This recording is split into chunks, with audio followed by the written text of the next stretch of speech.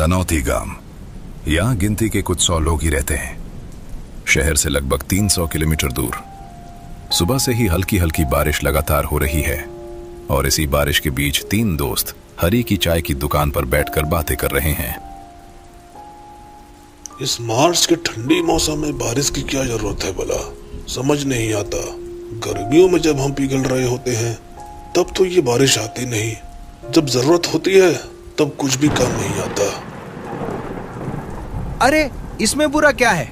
कंबल में लिपटकर लंबी और आरामदायक नींद ली जा सकती है और खाना खाकर कंबल के अंदर कहानी की किताब पढ़ने का मजा ही अलग होता है। बस कर, तेरी तो नींद ही नींद है। अगर तुझे सुलाकर कुछ पटाखे बम भी फोड़ दे तब भी तेरी नींद नहीं खुलेगी। मुझे नींद बहुत पसंद है और समझ ले, जो नींद से प्यार करता है उसकी जिंदगी की आधी समस्याएं खत्म हो जाती हैं। अरे विनय, तुझे क्या हुआ? कुछ बोल ही नहीं रहा, क्या सोच रहा है? मैं सोच रहा हूँ कि सर्दियों में सबसे ज़्यादा मज़ा चाय पीने वालों को आता है। जिसने चाय पीने की शुरुआत की थी उससे बड़ा खाने पीने का शौकीन कोई नहीं होगा। क्या शानदार आइडिया था उसका। मेरी किस्मत देखो, मुझे 2 दोस्त मिले हैं। एक कुंभकर्ण का वंश है जिसे बस नींद से प्यार है, और दूसरा चाय का दीवाना। एक का दिन नींद से शुरू और नींद पर ही खत्म होता है, और दूसरे का दिन चाय से शुरू होकर चाय पर ही खत्म हो जाता है। तुम दोनों से कुछ होने वाला है? जिंदगी में कोई मजा ही नहीं है तुम्हारे। लगता है तेरे दिमाग में कोई प्लान चल रहा है। अब सीधा बता, क्या कहना चाहता है? अच्छा तो सुनो, इस ठंडी रात में नाव लेकर मछली पकड़ने चले क्या? कैसा रहेगा? बहुत बुरा आइडिया है। इतनी ठंड, ऊपर से बारिश। अगर मुझे बुखार या सर्दी हो गई तो पिताजी मुझे बहुत मारेंगे, और अगर कुछ और हो गया, नहीं, मुझे भूतों से बहुत डर लगता है। जब बिल्कुल, कितना डरपोक है रे तू। हम लोग साथ रहेंगे तो फिर क्या डर रहा है? तो क्या तू चल रहा है विनय? सिर्फ मैं क्यों, ये ललित भी जाएगा। सुन, रात का खाना खाकर हम गंगाराम काका की छोटी नाव और जाल लेकर निकलेंगे। फिर घाट पर बैठकर बातें करेंगे और जाल डालकर मछली पकड़ेंगे। नहीं, मैं नहीं जाऊंगा। मेरे पिताजी मुझे जाने ही नहीं देंगे। अरे बेवकूफ, क्या तू अभी भी छोटा बच्चा है? घर में सोने का नाटक करना और खिड़की से निकल आना। तो तय रहा बात, आज रात हम मछली पकड़ने जाएंगे। सोचकर ही कितना अच्छा लग रहा है। पता है, ये मेरा बहुत पुराना सपना था। कितना पुराना सपना? अभी तो कहा तूने। अच्छा बस कर, अब हम चाय की दुकान के सामने मिलेंगे।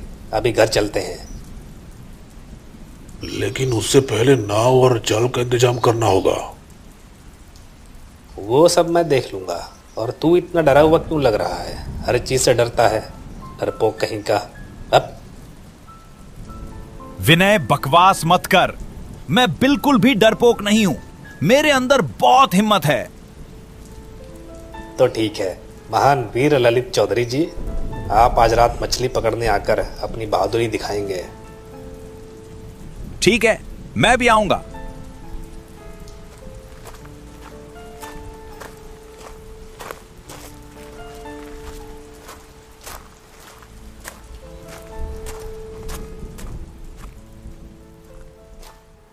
विनय गंगाराम मछुआरे के घर चला गया। गंगाराम बूढ़ा आदमी है।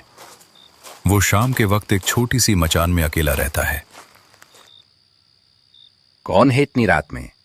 अरे छोटे बाबू, आप इतनी रात को मेरी इस छोटी सी झोपड़ी में कैसे? कुछ खास नहीं, आज रात मुझे आपकी नाव और मछली पकड़ने का जाल चाहिए।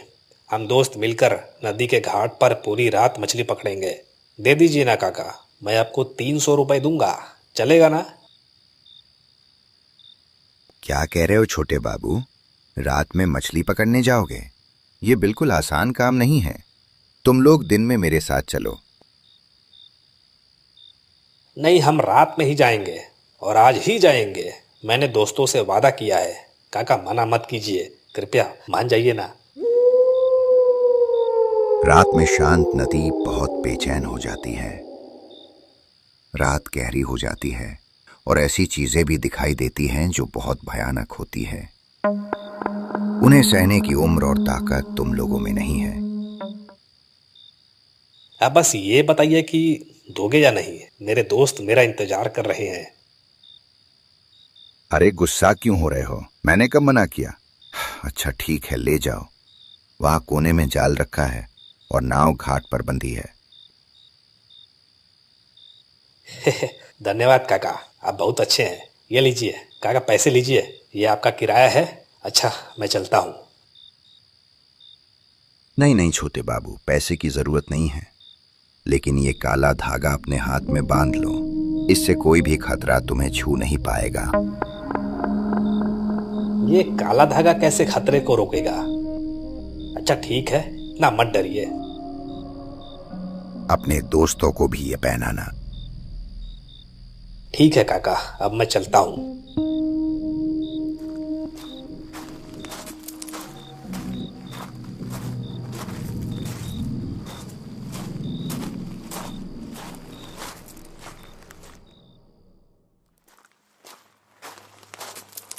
विनय जाल लेकर चाय की दुकान के सामने आया और देखा कि सार्थक एक बैग लेकर खड़ा है। विनय को आते देख सार्थक बोला, अब आ रहा है तू? कब से इंतजार कर रहा हूँ। लगा था तू ऐसे ही बोलकर नहीं आएगा। अरे सुन, विनय चौधरी अपनी बात का पक्का है, लेकिन तेरे हाथ में इतना बड़ा बैग क्यों है? अरे भाई, पूरी रात मेहनत से मछली पकड़ेंगे तो भूख भी लगेगी ना। खाने का सामान लाया हूँ, एक छोटा सा दावत भी हो जाएगा। ठीक कहा तूने, लेकिन ललित कहाँ है? अगर वो नहीं आया तो मैं कल से उससे बात नहीं करूंगा, बता दे रहा हूं। तभी बात करते करते ललित वहां आ गया। ललित के चेहरे पर डर साफ दिख रहा था।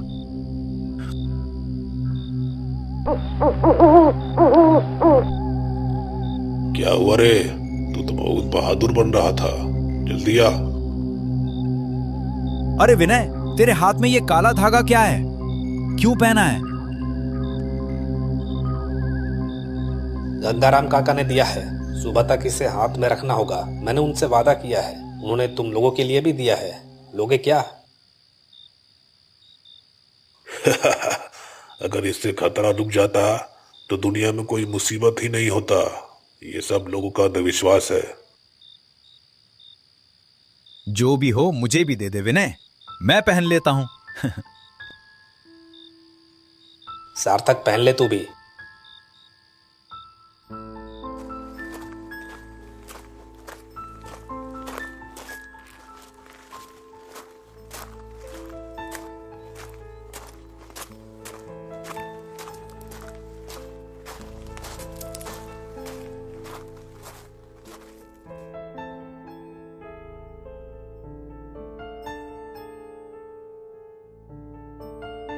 अरे देखो हम पहुंच गए।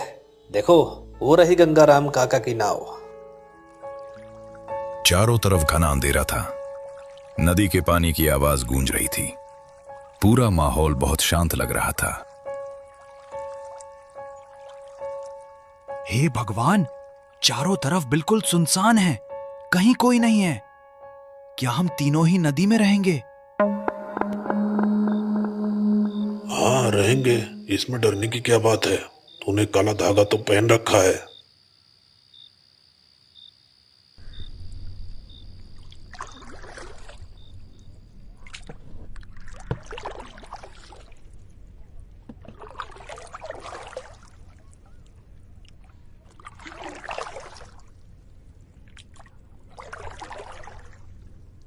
विनय नाव चला रहा था, ललित बैठा हुआ था और सार्थक नदी में जाल डाल रहा था।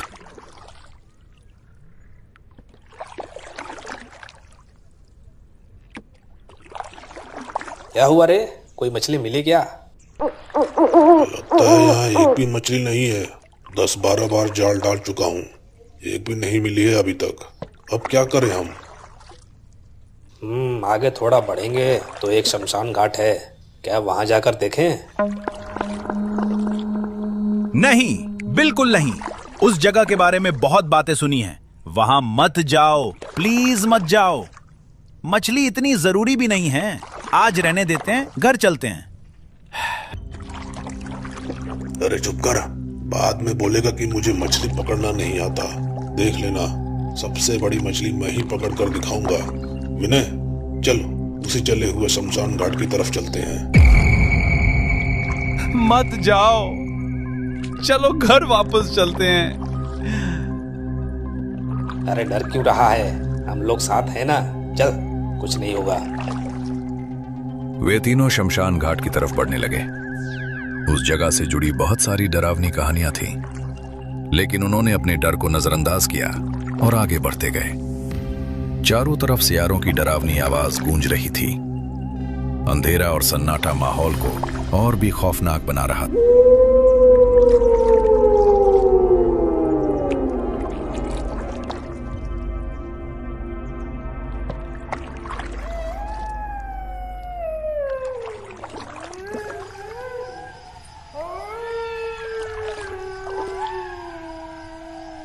अरे बाप रे, ये सियार कितनी डरावनी आवाज में चिल्ला रहे हैं। मैंने पहले ही कहा था कि यहां मत आना। तुम लोगों ने मेरी एक नहीं सुनी। चारों तरफ देखो, कितना डरावना है। सच में यार सार्थक, यहाँ बहुत अजीब लग रहा है, दिल घबरा रहा है। चल यहाँ से वापस चलते हैं। अरे थोड़ा रुक जाओ, जब आ ही गए हैं तो एक दो बार जाल डालकर देखते हैं। सार्थक ने नदी में जाल डाला। कुछ देर बाद जब उसने जाल खींचा तो जो उसने देखा, जाल में एक लड़की का कटा हुआ सिर फंसा हुआ था। ये देखकर तीनों डर के मारे कांपने लगे।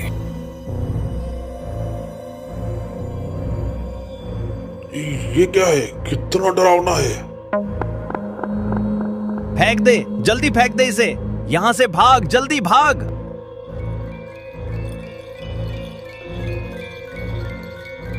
अरे ये क्या, नाव यहीं रुक गई है, चल ही नहीं रही है। अब क्या करें हम? अचानक उन्हें एक डरावनी आवाज सुनाई दी। मेरा सिर मुझे वापस दे, मैं कह रही हूँ मुझे वापस दे,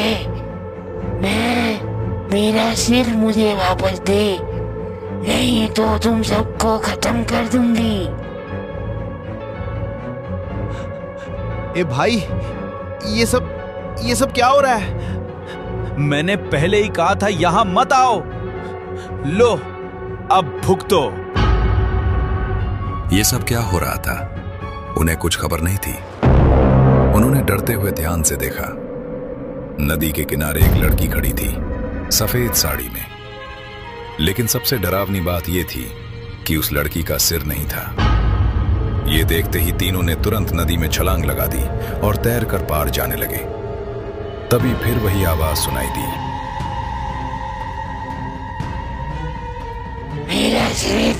मेरा सिर मुझे वापस दे, मेरा सिर मुझे वापस दे, मैं कह रही हूँ मुझे वापस दे।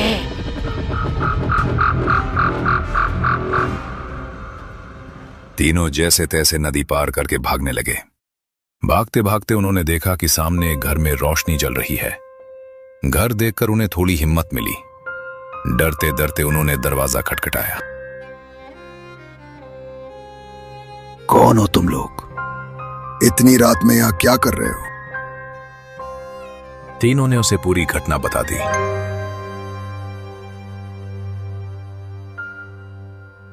आओ, अंदर आओ। उस आदमी ने उन्हें अंदर बुलाया और बोला,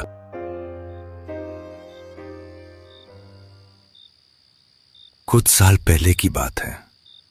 इस जले हुए शमशान के पास एक लड़की की लाश मिली थी। उसका गला कटा हुआ था। बहुत ढूंढने के बाद भी उसका सिर नहीं मिला। गांव वालों ने उसका अंतिम संस्कार कर दिया, लेकिन उसकी आत्मा आज भी भटक रही है। किस्मत अच्छी थी तुम्हारी जो तुम बचकर लौट आए। आगे से कभी ऐसी रात में बाहर मत निकलना। आज तो बच गए, लेकिन कल बचोगे इसकी कोई गारंटी नहीं है। तुम लोग यहीं आराम करो, सुबह चले जाना। लेकिन वो लड़की कौन थी? ये तो हमें नहीं पता बेटा, ये कोई ठीक से नहीं जानता। लेकिन गांव वाले कहते हैं कि पास के गांव से एक लड़की गायब हुई थी, जिसने एक लड़के से प्यार में अपने परिवार के खिलाफ जाकर शादी कर ली। लेकिन कुछ दिन बाद सुनने में आया कि उसी के घर वालों ने उसे मार कर फेंक दिया और उसका गला भी काट दिया, ताकि कोई उस लड़की की लाश को पहचान ना पाए।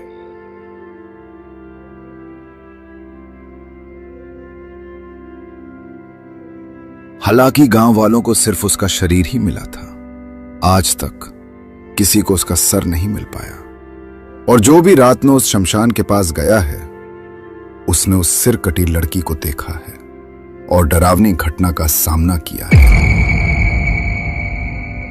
उसके बाद तीनों दोस्तों ने वो रात वहीं बिताई। सुबह होते ही वे अपने घर वापस लौट गए और साथ ही उन्होंने फैसला किया कि वो अब कभी भी रात को घर से बाहर नहीं निकलेंगे। सार्थक भूतनी के, तेरे वजह से आज हम मरते मरते बचे हैं। तू अगर जिद ना करता तो आज हम इतनी बड़ी मुसीबत में ना फंसते। भाई, अब जिंदगी में कभी भी रात को मछली पकड़ने नहीं आऊंगा। तो दोस्तों, कैसी लगी आपको आज की कहानी? कमेंट्स में जरूर बताइए। और ऐसे ही नए नए हॉरर स्टोरीज के लिए अकल्प एनिमेशन को सब्सक्राइब जरूर करिए।